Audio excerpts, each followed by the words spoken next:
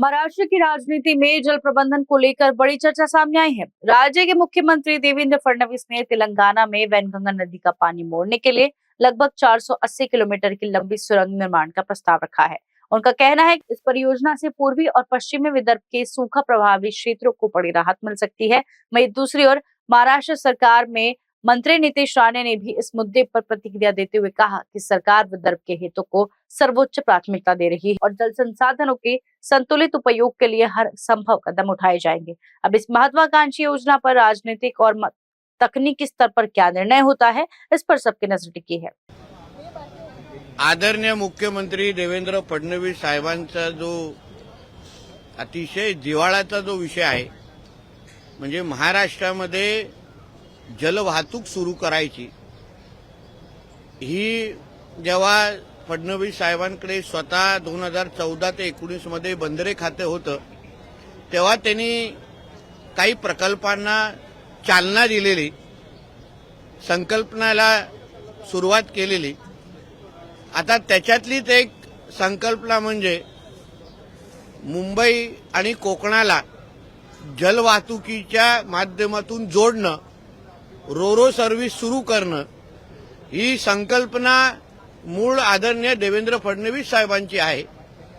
आणि आता या महायुती सरकारचं नेतृत्व करत असताना परत एकदा तिसऱ्यांदा मुख्यमंत्री झाल्यानंतर या त्यांच्या संकल्पनेला खऱ्या अर्थाने सुरुवात येणाऱ्या 1 मार्चला आपण भाऊचा धक्का ते विजयदुर्ग असा पहिला टप्पा मुंबई आणि कोकणाला जोडण्याच्या दृष्टिकोनातून आपण सुरू करतोय।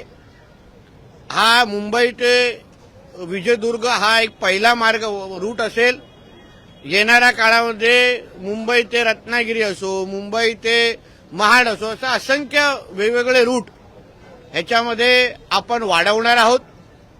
या बाबतीची पूर्ण माहिती गेल्या काही दिवसापासून, म्हणजे ही बोट सुटणार कुठून, बोटीच्या तिकीटचे दर काय आहेत, याची सगळ्याची सगळी माहिती वेबसाईटवर अवेलेबल आहे। त्यानुसार तिकीटची बुकिंग पण मोठ्या प्रमाणामध्ये सुरू झालेली आहे।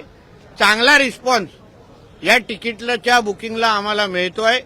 म्हणजे प्रीमियम इकॉनॉमी, फर्स्ट क्लास गाड्या आणि बाईक याचे सगळ्यांचे रोरोमध्ये जाण्याची तयारी 1 मार्च पासून लोकांनी मोठ्या प्रमाणामध्ये शिमग्यासाठी जसं आम्ही गावी जातो तसंच यावर्षी शिमग्यासाठी जाण्यासाठी, सिंधुदुर्ग गाठण्यासाठी रोरोचा वापर आमच्या कोकणातली जनता मोठ्या प्रमाणामध्ये करताना आम्हाला तिकीट बुकिंगच्या निमित्ताने दिसतंय। अशाच पद्धतीचे प्रयत्न भविष्यामध्ये पण रोरोच्या माध्यमातून मुंबई आणि कोकणाला जोडण्याचं, किंबहुना मुंबई किंवा महाराष्ट्र अन्य राज्यांबरोबर जोडणं, मुंबईला अन्य जिल्ह्यांबरोबर जोडण्याचं काम आणि पर्यटन, रोजगार आणि कृषी क्षेत्राला चालना देण्याचं काम या जलवाहतुकीच्या माध्यमातून होईल, असं आवर्जून या निमित्ताने नमूद करतो। सर, ही जी बोट आहे ती 12 महिने नवं आयाम आहे, त्याचा कोकणातील लोकांना कशा प्रकारे काय वाहतुकीचे हे जे नवं आयाम आहे त्याचा कोकणात कसा फायदा होईल? बघा, एक तर पर्यटनाच्या दृष्टिकोनातून कोकणाला जाण्यासाठी आपण जेव्हा 4.5-5 तासात कोकणात जाऊ शकू, तो मोठ्या प्रमाणामध्ये आपला वेळ वाचेल। आपल्याला आपल्या गावाकडे, नातेवाईकांकडे जाण्याचा तर फायदा आहेच, त्याचबरोबर पर्यटन असो, आमचे आंबा, काजू व्यवसायाला पण मोठ्या प्रमाणामध्ये, मच्छीमारी मोठ्या प्रमाणामध्ये या निमित्ताने चालना भेटेल। म्हणून मी बोललो की पर्यटन आणि रोजगार या दोन्ही विषयाला ह्या निमित्ताने मोठ्या प्रमाणामध्ये प्रोत्साहन भेटेल। वर्सोवा जेट्टी संदर्भात जाऊ शकते अशी आहे। पावसाळ्यामध्ये पण ही बोट जाऊ, सुरक्षेची सगळी काळजी घेऊन, एक तुम्ही लक्षात घ्या, एवढ्या वेळ आम्हाला का लागला, काही 2-3दा तुम्हाला बातम्या द्यायला लागलं, काही रोरो बंद अवस्थेत, अशा काही बातम्या आम्ही ऐकल्या, पण आम्ही काय काळजी घेतली की प्रत्येक सुरक्षेच्या दृष्टिकोनातून परवानगी मिळाल्यानंतरच आम्ही काही ट्रायल रन केलं आणि त्यानंतर आम्ही ह्या पद्धतीचे रोरो सर्व्हिस सुरू करतोय. आताही जेव्हा तुम्ही 1 मार्च पासून प्रवासी तिथे जायला सुरुवात करतील तेव्हाही काही डॉक्टर आपण बोटीवर पण उपलब्ध करून देतोय. काही लोकांना ते समुद्राचा प्रवासाचा त्रास असतो, जसं गाडीमध्ये काही आपल्याला त्रास होतो, सी सिकनेस ज्याला म्हणतात, त्या गोष्टीचा त्रास होऊ शकतो. म्हणून त्याचीही काळजी आम्ही आमच्या माध्यमातून घेतलेली आहे. वर्सोवा जेट्टी संदर्भात वर्सोवा जेट्टी संदर्भात काही ठिकाणी 90% काम पूर्ण झालंय, 70-75% काम तिथलं पूर्ण झालंय, पण त्याला आता काही पर्यावरण प्रेमी विरोध करतायत, झाडं तोडली जात आहेत वगैरे. आज दिवसभरापासून त्याचा विरोध म्हणून वर्सोवा जेट्टीतल्या काही बागेतली झाडं तोडली जात आहेत याचा विरोध. वर्सोवा जेटीमध्ये झाड कुठे? कुठली तरी नाना नदी पार्क संदर्भात. नाही, कुठे झाड आणि गार्डन मला एक दाखवावं. आम्ही त्या पद्धतीची मदत पर्यावरणपूरक विकास हाच आमच्या देवेंद्र फडणवीस साहेबांच्या सरकारचा मुख्य हेतू आहे.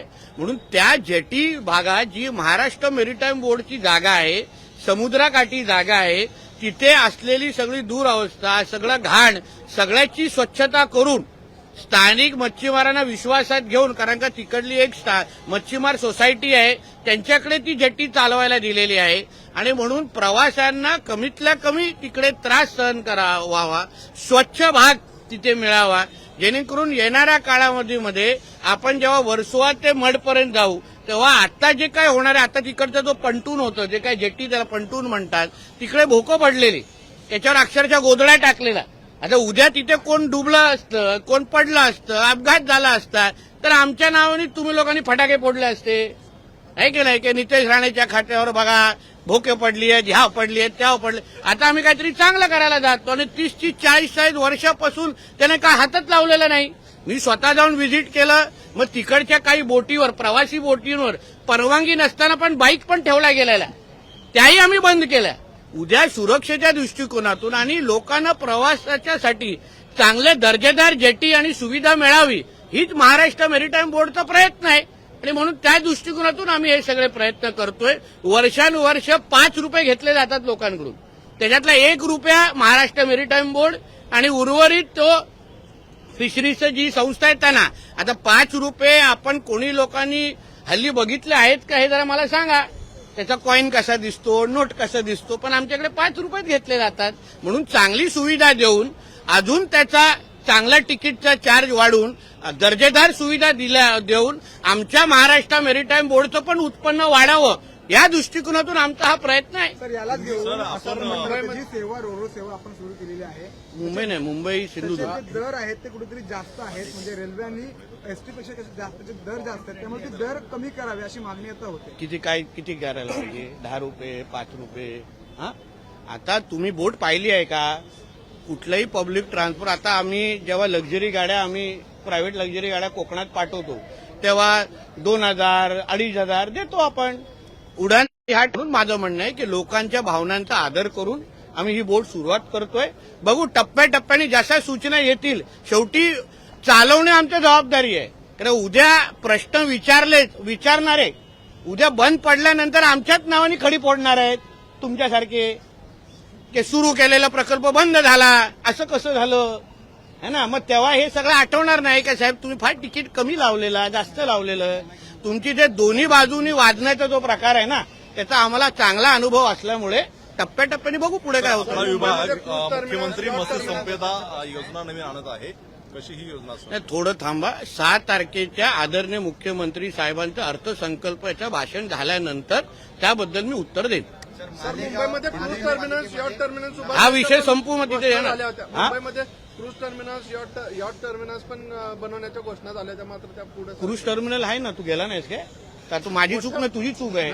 ज्याला कुटुंबाला घेऊन जा जरा क्रूज टर्मिनलला. 24 तास बातम्या देण्यापेक्षा 1 तास जरा घरगुती द्या, जावा क्रूज टर्मिनलला. पण ते केंद्र सरकारचं आहे क्रूज. तुला नाही वेळ असेल तर मी तुला घेऊन जातो. घरातल्या मला तरी आशीर्वाद देतील तुझ्या. कुठे? गडकरी साहेबांनी पण केली. कुठे? नरिमन पॉइंट. अरे नरिमन पॉइंटला भावा, तिथे आपण मरीना उभारतो, क्रूज टर्मिनल नाही उभारत. पर्यावरणाची आम्हालाही काळजी आहे. समुद्रामध्ये क्रूज टर्मिनल कसं उभारणार, असं नको करू. M2M सर्व्हिसेस को लेकर के सुरू कर रहे हैं. इकडे आपण पाहतोय ड्रग्सच्या प्रकरणामध्ये नवी मुंबईतल्या एपीएमसी पोलीस स्टेशनच्या बाहेरच 2 काय नवी मुंबईमध्ये APMC police station prime exotica salon अब धर्मपीठ में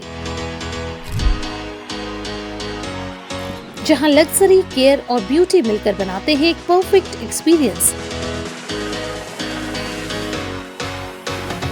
यहाँ हर सेवा है प्रीमियम। हमारे signature Korean hair spa, Tiffany's hair care और स्किन केयर के साथ प्राइम एक्सोटिका, जहां हर कदम पर मिलता है लग्जरी का एहसास और हर क्लाइंट को मिलता है घर जैसा प्यार। पायल मंधारी द्वारा स्थापित प्राइम एक्सोटिका सिर्फ एक सैल्यून नहीं बल्कि है खूबसूरती और आत्म देखभाल का प्रीमियम ठिकाना। Visit S prime exotica near Shivaji Nagar, Dharampeth, opposite Starbucks, Nagpur. Luxury that feels like home.